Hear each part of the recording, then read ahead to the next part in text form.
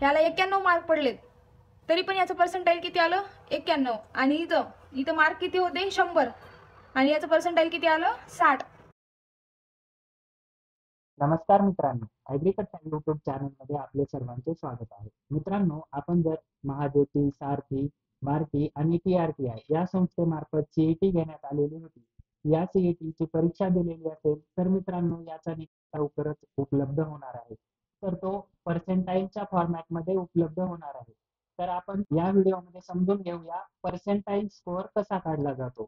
या ठिकाणी बघू शकता आपल्याला संपूर्ण माहिती 4 क्रमांकाच्या पेजवर देण्यात आलेली आहे. ही माहिती इंग्लिशमध्ये आहे, तर ती आपण मराठीमध्ये थोडक्यात समजून घेऊया. या ठिकाणी आपल्याला ही संपूर्ण माहिती मराठीमध्ये उपलब्ध आहे आणि आपण एक्झाम्पल म्हणजे उदाहरणाच्या माध्यमातून बघून घेऊया की पर्सेंटाईल कसे काढले जाते.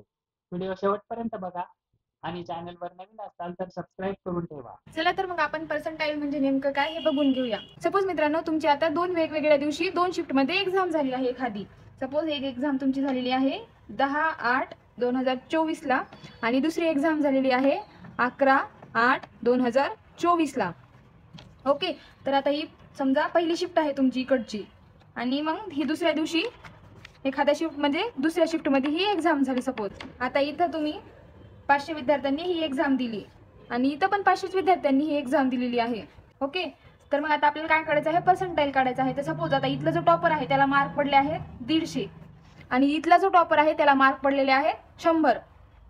इथं टॉपरला 150 मार्क आणि इथे टॉपरला 100 मार्क. कितीपैकी 200 पैकी.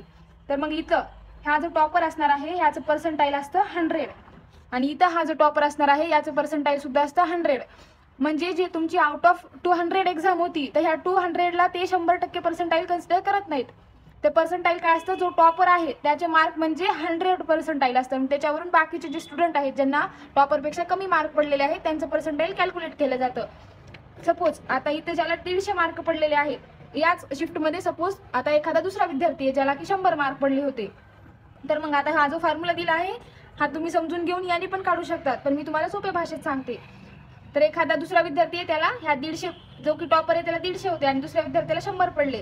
तर ह्या 100चे मग पर्सेंटाईल किती असणार आहे, हा 100 डिवायडेड बाय 150 इंटू 100 जे की किती येईल. आपण जर भाग दिला 50 तर हे 2 आणि हे 3 म्हणजे 2/3 म्हणजे जवळपास ह्याचं पर्सेंटाईल आलेलं आहे 60.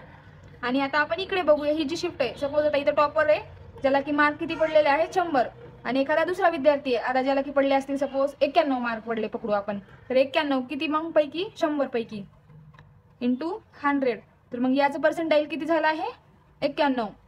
आता तुम्ही इथे बघू शकतात याला 91 मार्क पडलेत, तरी पण याचं पर्सेंटाईल किती आलं 91. आणि इथं मार्क किती होते 100 आणि याचं पर्सेंटाईल किती आलं 60. तर तुम्ही तर आता म्हणताल की आम्हाला इथं 100 मार्क आहेत तरी आमचं पर्सेंटाईल 60 आणि इथं 91 मार्क आहेत तरी पण 91 पर्सेंटाईल. तर हे कोणावर डिपेंड करतं, तर तुमच्या शिफ्टमध्ये जो टॉपर आहे त्याच्यावर. जर टॉपरला हायेस्ट स्कोअर असेल तर तुमचा स्कोअर नक्कीच कमी होणार आहे. आणि हे सगळं पेपरच्या डिफिकल्टी लेवलवर डिपेंड करतं. जर टॉपरनं जास्त स्कोअर केला असेल तर त्याच्यानुसार तुमचं पर्सेंटाईल ठरणार. जर टॉपरला कमी स्कोअर असेल तर त्याच्यानुसार तुमचं पर्सेंटाईल ठरणार आहे. असेच महत्त्वपूर्ण व्हिडिओ आपल्याला या चॅनलवर बघायला मिळतात. धन्यवाद.